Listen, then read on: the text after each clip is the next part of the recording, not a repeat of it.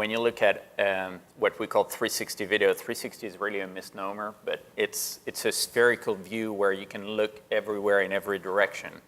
Now, if you have to fit that in a video frame, you have to project it somehow and deform it in a rectangle so it fits in all of the tools that we're used to have. And there's a lot of issues with that. The first one is when you look on that sphere in a particular direction, now you're really cropping a small section of that whole frame.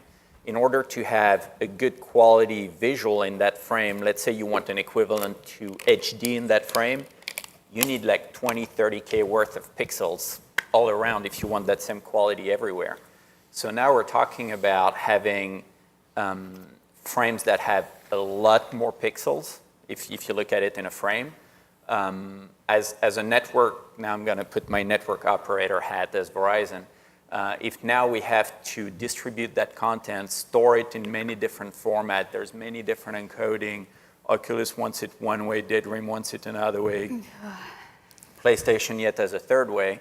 You can't imagine the amount of data that needs to be stored, replicated at the edges through our CDN so that you get a good experience out of it. It's a real problem in front of us that we have to address, and clearly standards can help with that. There's a lot of challenges around the resolution and the amount of data and the amount of processing. Nothing that we haven't seen when we said, oh, we're going to do HD OTT. I mean, in the good old days where everybody had, you were happy with 1 megabit DSL at one point in time. I mean, you were happy with 56K modems at one point in time. So we're getting there, but the whole infrastructure has to be there, and at the same time, the end device is the key to an experience. I mean, Drea can put the most beautiful content out there. If at the end of the day there's no devices that can render more than an SD type resolution, this is not going to give it justice.